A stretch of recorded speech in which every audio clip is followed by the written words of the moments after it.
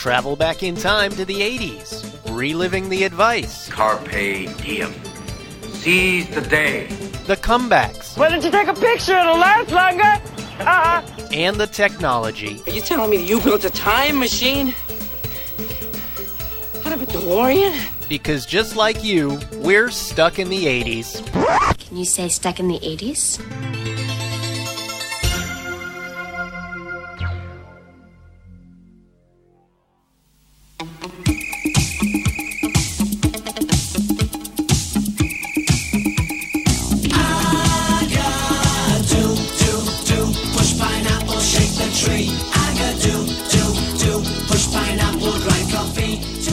Hey, what the hell was that? Dude, you pick the music. You tell me. Actually, that's a song called Agadoo from 1984, and it's here to help us introduce this week's topic on Stuck in the 80s. And what topic is that, Steve? Songs that make us want to drive an ice pick through our eardrum? Tunes that make me question the very basis of our friendship? No, the biggest turkeys of the 1980s. As God is my witness, I thought turkeys could fly. Stuck in the 80s is a member of the CLNS Podcast Network. You, listener, can find our podcast on iTunes, Google Play, Stitcher, and the CLNS Media mobile app. And don't forget to listen to our podcast at the CLNS Media website. You can find it at clnsmedia.com. See intelligence. Ooh. And as always, we please, if you love our show, share the links on social media. And hey, I actually noticed some people actually did that this week. I really appreciate that. That's a nice touch. And don't forget, you can also like our page on Facebook and follow us on Twitter. The NBC Thanksgiving Comedy Weekend starts tonight. First, join the Cosby family for a comedy feast. That's not a turkey. That's a cabbage. Followed by a different world. Don't you love it? Then on Cheers. You can't spend your life dressed up like Mark Twain. Why not? He did. And Hill Street's Bruce White's in Mama's Boy tonight. Steve joining us this week. She has never been a jive turkey, no matter how close to Thanksgiving it is. Jen with one N. That is very seasonally appropriate for an introduction. Thank you, Brad. I'm here to help. Hi. Is it Thanksgiving weather up where you're living, Jen? It is friggin' like New Year's Eve right now. It is so cold where I am. So cold. And I'm not ready. I'm not ready for any of it. It's supposed to snow on Friday. Not ready for that. What do you have to do? I've lived in Florida my whole life. What do you do to get ready for snow? Here's what you do. You go downstairs into your basement if you're lucky enough to have one, and you get all the hats and mittens and scarves and all that stuff.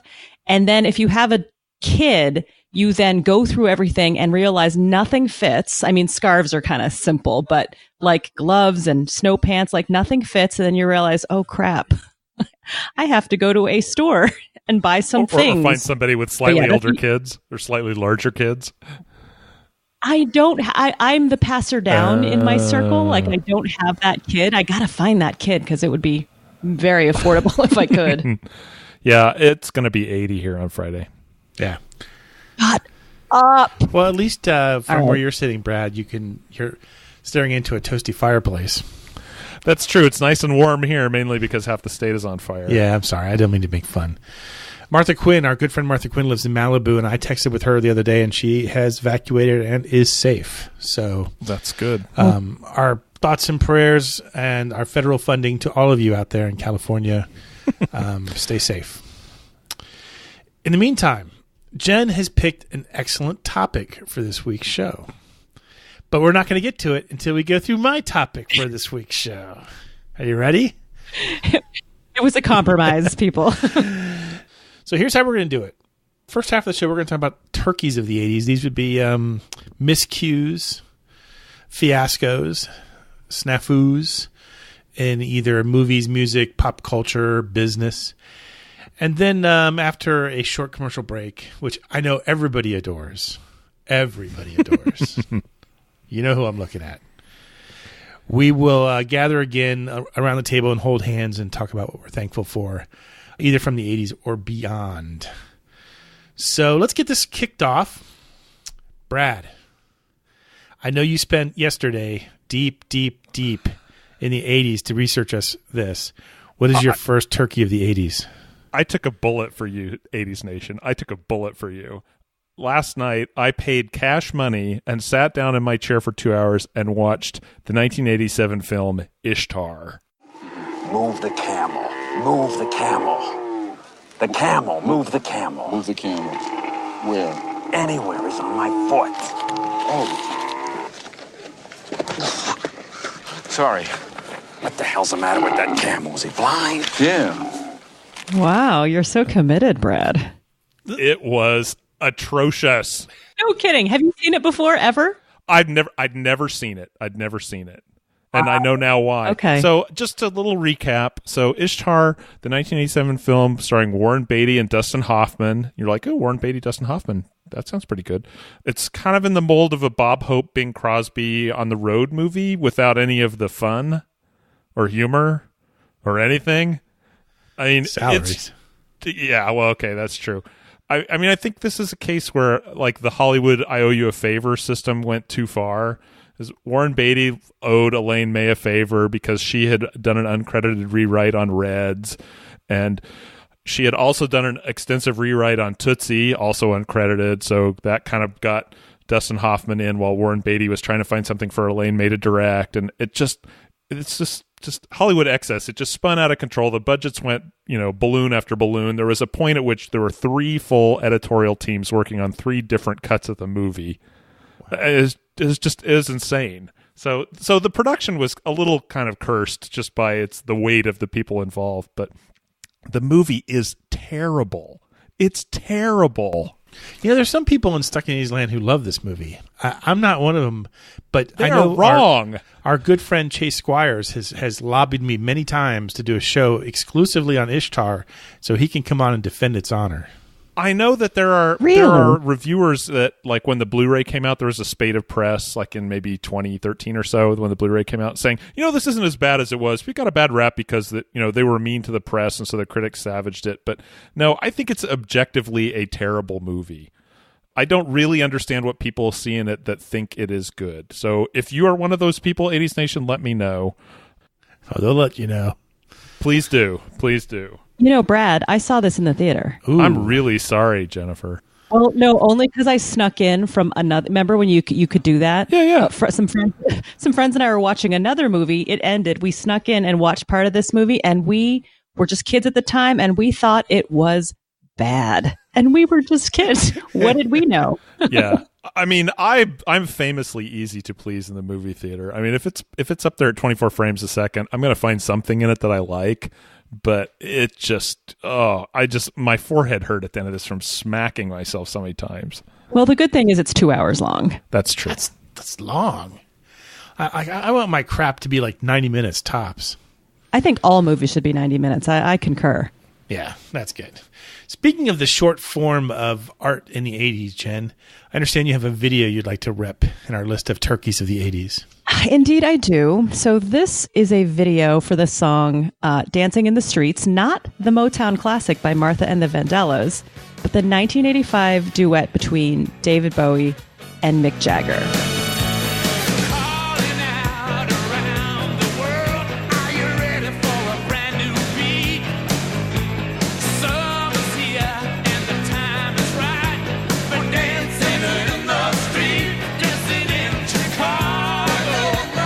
We're focusing a little bit on the video here. I'm hoping we can link to it somehow. Can we do that, Steve? Absolutely. Oh, yeah, sure. All sorts of magic. Because you kind of have to watch it. So let me just give a little bit of background. It was, as I said, in 1985. The point of it was to raise money for Live Aid. And the plan was to perform the track together live. So Bowie would perform it in Wembley Stadium and Jagger at JFK Stadium. And then someone realized that because of the satellite link up, there'd be like a half a second delay. So it would be more than that, but yeah. It would be really, really hard to synchronize those two things. Right, exactly. Especially in 85, I imagine. But either Bowie would have to, lip sync, or Jagger would have to lip sync. One of them would have to, and then neither of them wanted to. So how they solved this dilemma was in June of that year, David Bowie was recording the Absolute Beginners soundtrack at West Side Studios in London. So what they did was had Jagger fly to record the track there. According to the internets, a rough mix of this track was completed in 4 hours. And then then 9 hours later, the song and the video were completed. So you can't tell at all. Oh my goodness. So the video, before I comment on the video, it was shown twice at Live Aid, which, do either of you remember that happening? No. I mean, I watched a lot of that thing, and I don't remember it being shown twice. Anyway, the video, I don't want to call it the Ishtar of music videos, although there is kind of a duet thing happening there too. But you're right. Are they both really bad songwriters, though? I think it might be a little unfair to label them to Ishtar. Yeah, but they're not great dancers, despite the title of the song. And I rewatched it, and I'm thinking to myself, was I, as a kid watching this, embarrassed for them? Because watching it as an adult, I'm kind of embarrassed for them because it's just goofy, and they both are emoting, and obviously they're like looking, they don't look like they're having fun to me. They look like they're trying to finish this video in which they look like they're having fun, and that's kind of a bummer. I don't know. I guess it's a turkey. I mean, it's not harmful, but it's not. Yeah. Hour 9. Can't wait for this to be over. Have to smile a little bit longer. Running out of cocaine. Oh boy. The feeling I have when I watch this video is I just feel sorry for everybody. Because this is like one of those things where I feel like somebody should have just raised their hand and said, you know what? I know this sounded like a good idea and we had great intentions, but this is the sort of thing that 30 years from now, people are really going to mock us for. Or maybe a couple years later. When I say 30 years from now, I mean 30 minutes from now. Oh, God. They just should have known that sometimes, I mean, we have done podcasts before where we finished it and we said, you know... Not our best work. Not our finest hour. Let's get back together in a couple weeks and try again. Yeah. And the thing is, like, they're in it. The two of them are in the video for the entire thing. Yeah. Like, there's no breaks or anything. You just are looking at them and they're goofy dancing for that whole, whatever it is, 3 minutes. Ay. Unlistenable and unwatchable. I just want to throw in one fun fact about this video, which I did not know and don't remember, and I'm curious if you guys did. Dancing in the Streets, the video was shown in movie theaters before Ruthless People. And I guess Jagger had recorded the theme song for Ruthless People, but I don't remember this at all. I remember the song Ruthless People, and I remember seeing the movie, but I can't swear to God that I saw it in a theater. Yeah, me either. Love that movie. I do too. I'll watch it anytime it's on. So, real quick, Live Aid, you mentioned that, and this reminded me, this weekend I saw a documentary that I'd never even heard of, that the BBC did, I think in 2005, called Live Aid Against All Odds. The whole thing's on YouTube. It's 3 hours long, and I thought, there's no way I'm going to watch this whole thing. And 10 minutes into it, I was completely hooked. You got to watch this if you have any fondness for Live Aid. They interview everybody. I started watching it at work the other day, and I realized I really shouldn't be watching this at work, and so it's I'm going to save it for later tonight. Oh, it's great to see Midge Ure's girlfriend just light into Bob Geldof. Ooh. Oh. Yeah. Yeah. It gets a little salty. Count me interested. So we've talked about the unwatchable and the unlistenable. How about the undrinkable? In 1985, we got one of the biggest turkeys of the 80s, New Coke. Recently, an independent research firm ran a taste test between Coke and Pepsi, and the taste more people chose was the taste of Coca-Cola. Yes, more people all across the country, when comparing Coke to Pepsi, chose the taste of Coke as the better taste. Let's look at it this way. We gave America a choice, and more people said Coke is it. It's a hit. It's a Coke. Coke is it. You guys remember this, right? I mean, everybody remembers this. This is like remembering the first time you had, I want to say sex, but even bad sex is better than New Coke. I mean, come on. Wow, there's a T-shirt. Yeah, don't send me any T-shirts that say that. New Coke came out in 1985. At the time, Coca-Cola was really having a rough time. Diet soft drinks had taken off. Non-cola drinks were becoming popular again. And so Coke started doing these blind taste tests to just kind of get a feel for the audience out there. And what they found was, in the blind taste test, that people liked Pepsi more than Coke. And Pepsi. I don't know if you guys are Pepsi or Coke drinkers, or if you drink soda at all. Coke. We're a Coke household. Yeah, Coke Classic or Dr. Pepper. Yeah. So Pepsi, I'll drink with my wild turkey if I have to. But generally speaking, I avoid it like the plague. But the taste test came back, and people were preferring the sweeter taste. So Coca-Cola reformulated the brand that they should never have touched and gave us New Coke. And I remember it hit about the time I think I went to Europe for the summer, and Europe still had old regular Coke. And so we were so happy that we had like this brief month where we could still drink the old stuff, because we were too stupid enough to realize that, hey, we're in Europe. Maybe don't drink soda. Maybe enjoy the wine and the beer instead. But we drank the old Coke. We came back. New Coke's around. And, New Coke survived until they rebranded it as, I think Coke 2. But it survived all the way to 2002. Yeah, it was on the shelves for quite a while. Yeah. But the regular Coke came back 3 months later as Coca-Cola Classic. And that's the end of that turkey. Brad, I understand you have a story about a car. Big surprise. I got a quick one for you. When we started talking about turkeys of the 80s, this popped to mind. And this might be slightly controversial, but I'm sure, as we've said before, the listeners will let me know.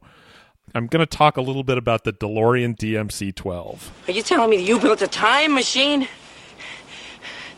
out of a DeLorean? The way I see it, if you're gonna build a time machine into a car, why not do it with some style?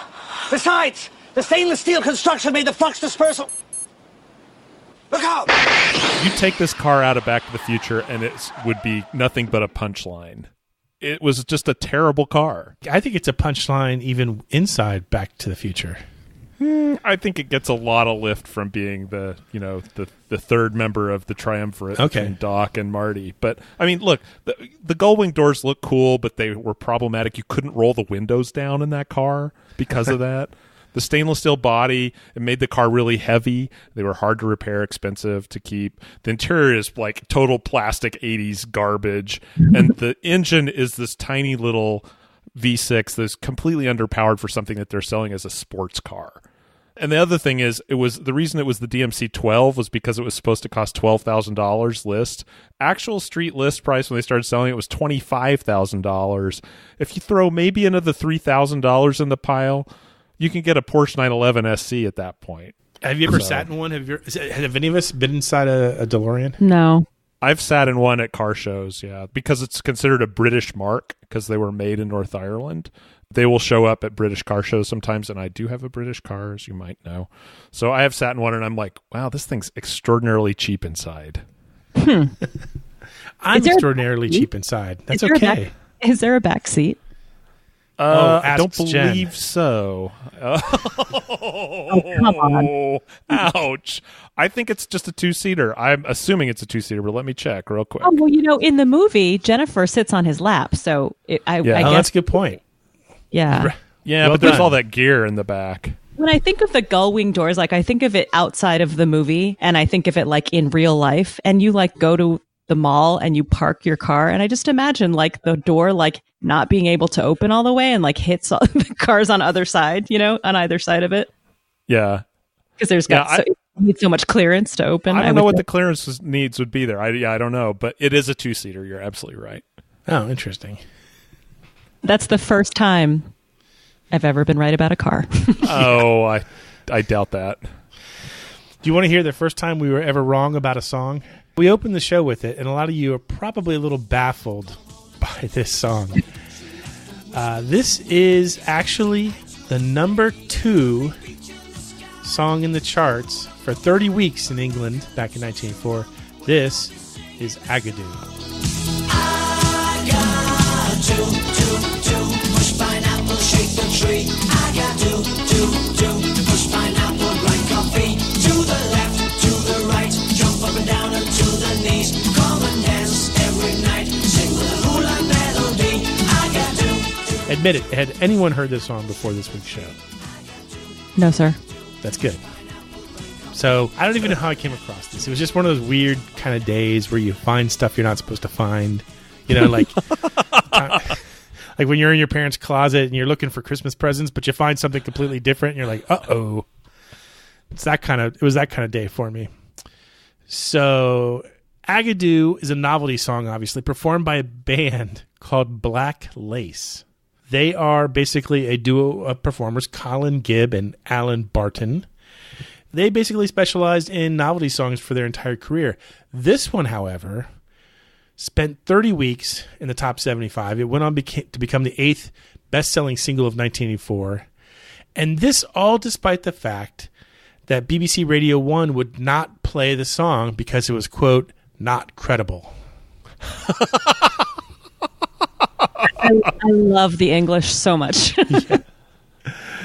Anyway, so it's been around forever. It still surfaces at weddings, I understand, across the pond. When we first started talking about turkeys of the 80s, I thought I have to find something that just truly feels like it's the sweet potato casserole of the day. And to me, this is it, complete with the melted marshmallows and the whole shebang. I'm going to start using that as an insult, I think, in my everyday life. You're going to call people an Agadoo? Like, Ishtar is not credible. Incredible. I can't watch this movie. It's not credible.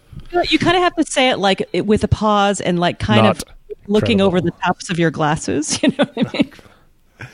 Speaking of movies that are not credible, Jen's going to wrap this up. She remembers a movie from 1986 that we should all agree upon is not credible. Jen, what do you got for us? So I was thinking about different movies, and I think we've talked about Howard the Duck, and I mean, there's a bunch of not credible movies that could have been turkeys, and for some reason, this one sprang to my mind because it could have been kind of funny. Maybe it is Soul Man from 1986. Get back, Dorothy. I'll handle this. I'm warning you. I'm armed. What's happening, brother? Get down, looking good, mama, looking good. Well, I got to be going now. Did he have a knife? I think he had a knife. So this quote, comedy came out. It was starring the lovely and talented Radon Chong. Ari Gross was in it, James Earl Jones, and my crush from The Outsiders, Ponyboy himself, C. Thomas Howell, starred in it. He had a series of maybe potential turkeys. This one I feel like maybe did him in. I'm not quite sure. But okay, so you guys have seen Soul Man, right? You're familiar with the story. Yeah, for sure. Tommy Howell plays Mark Watson, who is the son of in this rich family, and that he gets into Harvard Law School because probably connections. And then his family won't pay for it. So he has to figure out a way to pay for Harvard Law School. What he winds up doing, and I feel like Ari Gross might be involved in this part of it, but he gets these tanning pills and takes a bunch of them so that his skin turns dark enough, and then he applies to Harvard Law School for a scholarship for African Americans. And he uses the scholarship, and yes, he's in for most of the movie in blackface. So even through, and I know lots has happened since then, but even through 1986 eyes, I remember being as a kid like, something feels weird as I was watching it. Something just doesn't feel right about this movie. And beyond the politics of it, it was just a sucky movie. It just was not a good movie. It wasn't very funny. The romance, even though I think they actually became a couple, Radon Chong and Tom. They did. Yeah, I believe that's true. Yeah, I do not think they had much chemistry, and that was kind of the whole turn of the movie was their romance together. Right. Yeah.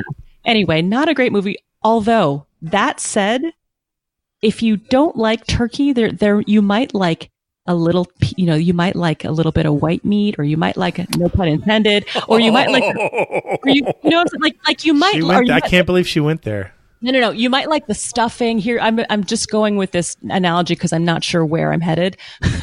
But there's one line that I think, and I've always thought is so funny in that movie. And it's when he is in blackface, but everyone thinks he's black, playing basketball with a bunch of white guys. And his name is Mark Watson, as I've said. And at one point they pass the ball to him and call him Marcus. And at another point, they call him Washington. So they have changed his name from Mark Watson to Marcus Washington, which I always have thought is the funniest line and the only funny part of that entire movie.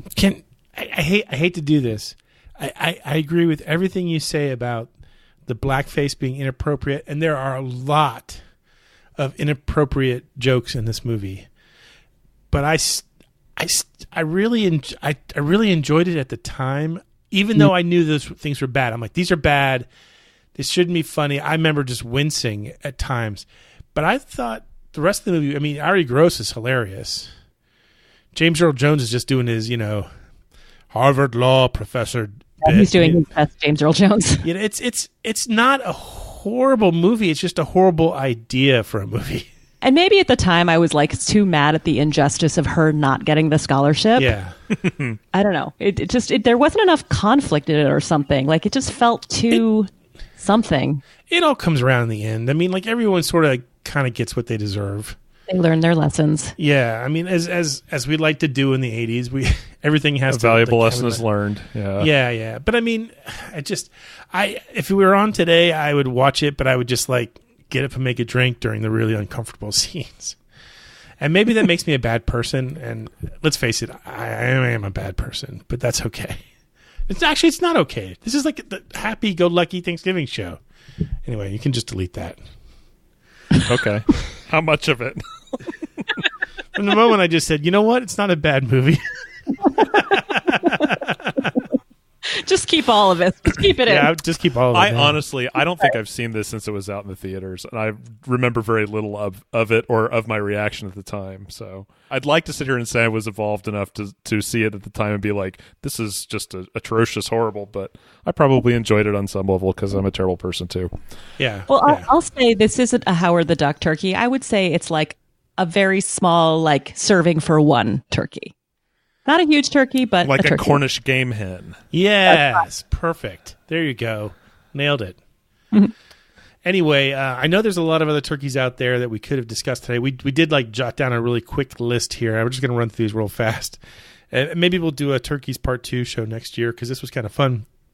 But some of the honorable mentions for turkeys of the 80s, all the Stars on 45 stuff. And I mean all of it. Even the stuff I torture people with during Big 80s Trivia.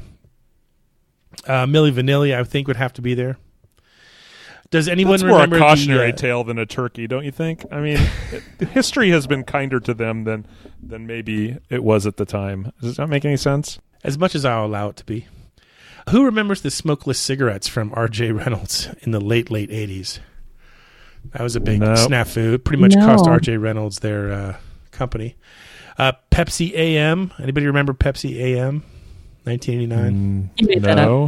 No. It was actually intended to be a breakfast cola.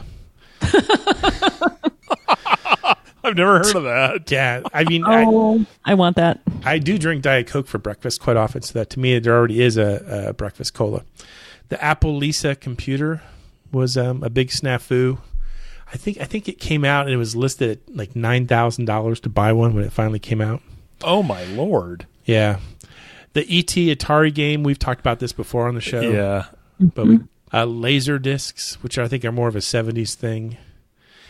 And I'm going to say it, even though I know I'm going to get a towel whip in the ass for this one. Betamax.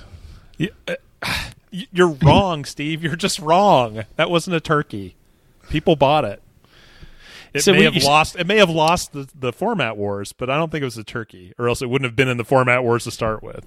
So you're saying it's more of a Thanksgiving ham than a Thanksgiving turkey? I think you're a Thanksgiving ham. That's true. I'd like to have some Thanksgiving turkey. How about Lifesaver soda? Anyone remember that? No. What meal do you drink that one at? That's your mid-afternoon with your cupcake.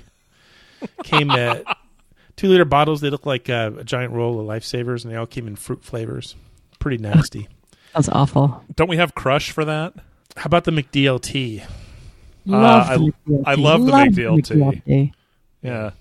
Have I told this story? Yes, I have. I won 10 McDLTs on the radio when they first came out. That's brilliant. It was amazing. I was like, science is so amazing. First McNuggets and now this. I love this. Hot side hot and cold side cold. What will they think of next? Unbelievably Just don't genius. put lettuce on your burger. Anyway, in television. Anyone here own an Intellivision? I did. Did you like it? Katie had one. It was fine. It was fine. I remember playing baseball and poker. That was it. Yeah. Nice. Anyone own a Kodak disc camera? No, sir. No. Well, that was kind of cool. I had one of those. I think I took that with me to Europe, where I drank all the classic Coke. And last but not least, the United States Football League. Didn't we just talk about them? Yeah, LA we Express. keep bringing them up. We're going to keep bringing them up until someone acknowledges that we're bringing it up. Okay. Hey, this episode of Stuck in the 80s is sponsored by Hims, a new wellness brand for men. Look, it's just a fact of life, my friends. If you're stuck in the 80s, you're also probably stuck in your 40s or 50s. And that means your glorious 80s mullet or your feathered hair look isn't coming back. Hey, my hairline is in full retreat. I look more and more like Zur from The Last Starfighter every day. But that's cool, okay? Because I know that 66% of men lose their hair by age of 35, and I'm 51 and I still have like 3/4 of it. I don't know why I'm so angry. You sound mad. And yet, you are. But I am the last Starfighter. Anyway, there's something you can do about all this, and it's forhims.com. They're a partner of Stuck in the 80s, and they're a one-stop shop for hair loss, skincare, sexual wellness, and 80s movies references. There's no crazy medicine here, just real doctors with real solutions. And forget about having to make that awkward trip to the doctor's office. We're going to fix it all right now here online. Just answer a few quick questions, a doctor reviews them, and then they can prescribe the right products. Stuck in the 80s listeners get a trial month of Hims for just $5 today, right now, while supplies last. This would cost you hundreds of dollars if you went to the doctor or pharmacy. So here's what you need to know. Zor, Last Starfighter, forhims.com/80s. That's Zor, the Last Starfighter. Ignore those two things. Just go to forhims.com/80s. You do that, you're that much closer to returning to 80s hair glory. Hey, we're back. We have a few minutes left. I thought we must entertain Jen's idea, as touchy-feely as it is, and how uncomfortable it's going to make me and Brad feel. Oh, my goodness. They can't take the earnestness. They can't do it. I've got the robot voice already. Things that we're thankful for. This is what I dread every year at Thanksgiving dinner, is when we all have to hold hands, and say what we're thankful for. I pray to whatever God I have every year that this doesn't happen to me at Thanksgiving, that it's more of a buffet situation, and we just have to mutter our way through like a 30-second prayer instead. But every once in a while, some in my family has the idea that, oh, no, we're going to all talk about what we're thankful for.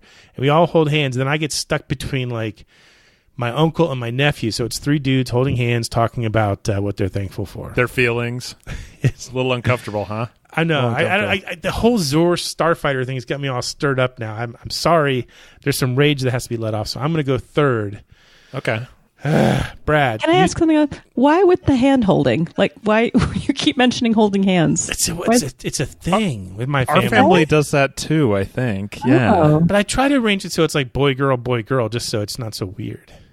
But if you get my cousin Julie, if she's one of the persons, her deal is at the end of it, she like squeezes your hand. Like a I love you squeeze. Aww. But she does it to me. She does it to me just knowing it irritates me. Did she squeeze it 3 times like I do my daughter? 3 times means I love you. No, she does it once. Oh, kind of like, that's sweet. I don't know what once means. Means leave. Yeah. Go. That's cute though. The 3 squeezes. Yeah, it is. Let's just hope that doesn't make it back to my family. I get 3 times more awkward.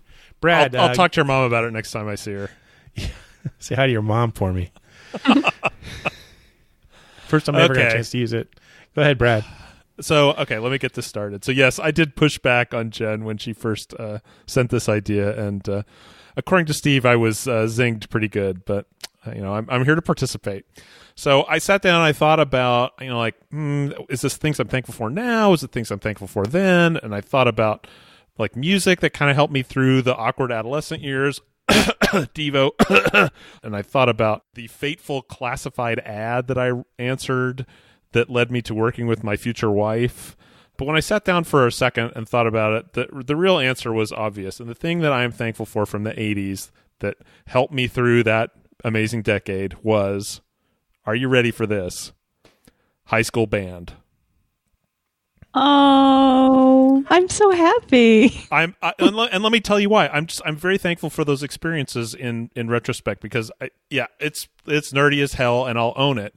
But those people, they were my tribe. They were my people, and I have so many fond memories of my time with those people. My friends in high school were, and in many cases still are, band people. When I changed high schools before my senior year, when I walked into the band room in my new school, I felt like I was already kind of halfway there, Like I knew what those people were about because I knew what band people were about. And that actually kind of did work. I don't think I really realized how much that helped me transition to my, from my Grapes of Wrath to my, local Cali OC lifestyle, but I do think it helped. Holy shit, I'm going to start crying right now. I know, I'm tearing up over here. I'm not like kidding. Oh, you guys. I'm touched. Good job. That's nice. Jen, what is it you're most thankful for? Well, so my idea was things we're thankful for from the 80s, right? So that was kind of where I was going with this. The first thing I thought of was, and I've talked about it before briefly, was Night Flight, which is on used to be on USA Network on Friday nights and Saturday night for hours. I don't know if it was like 2 to 7 back-to-back episodes, but it was like on all night Friday, all night Saturday. When you are in junior high, that's all you've got to do is watch TV. So I was thinking, why do I love Night Flight so much? And I really honestly think that it changed the way I looked at a lot of stuff at that point on and forever for the rest of my life. So Night Flight gave us things like, gave me, I'll speak for myself, introduced me to Spike Lee and independent film, like introduced me to that whole idea that you didn't have to spend a lot of money on a movie and it could still be an amazing, well-written, well-acted movie. So it gave us that. It gave us, I've talked with much love about, Ladies and Gentlemen, The Fabulous Stains.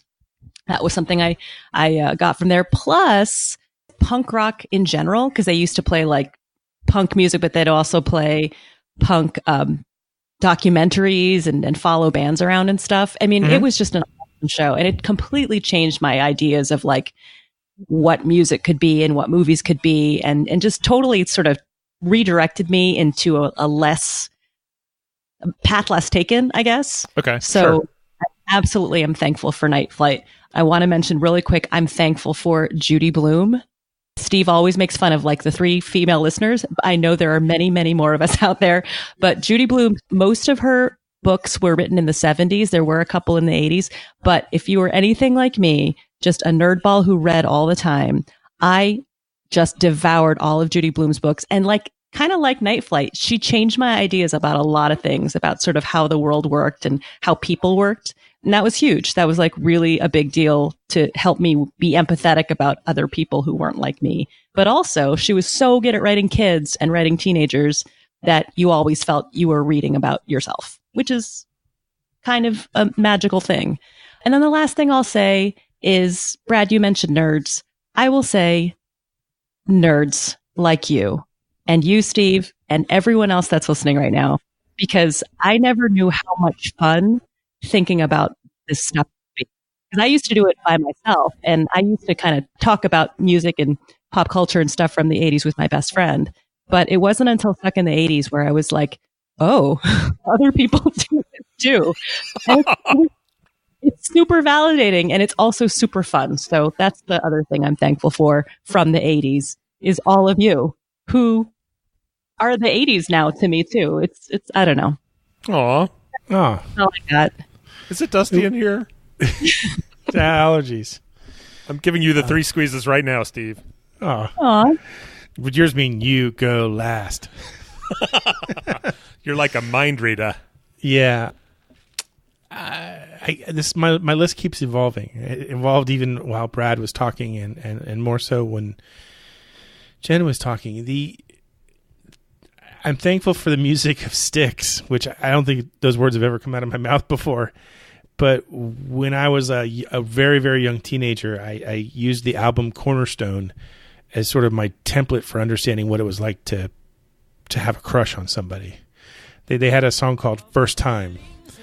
And when I interviewed Dennis DeYoung, some 35 years later, I even told him about that song, and I think it happened during our off the record conversation. And I talked to him about what it meant to me as a young person trying to understand what my heart was doing.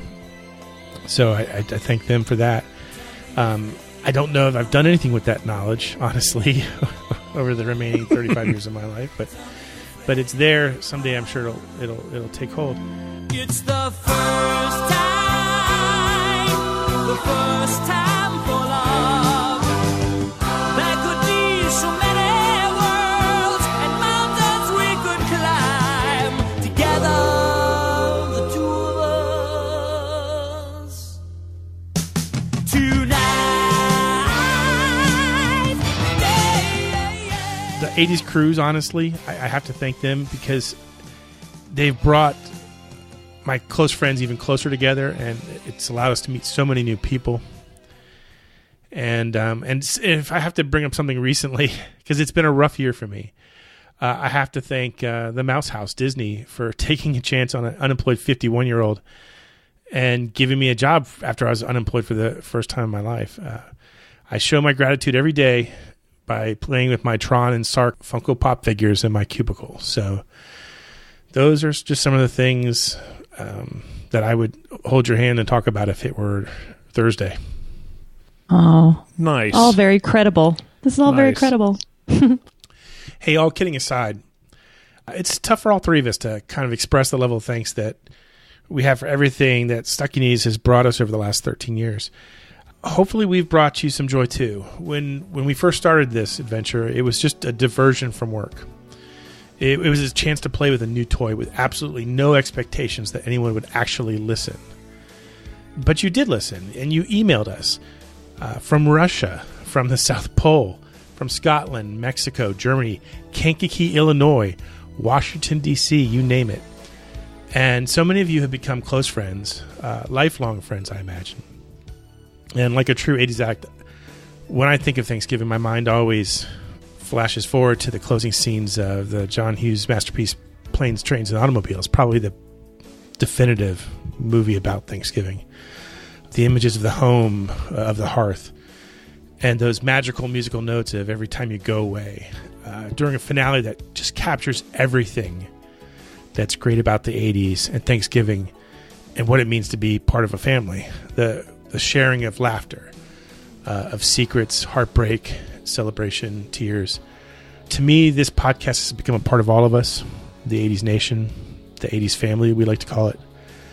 And so until next time, we'll be right here together, one family, but still hopelessly stuck in the 80s.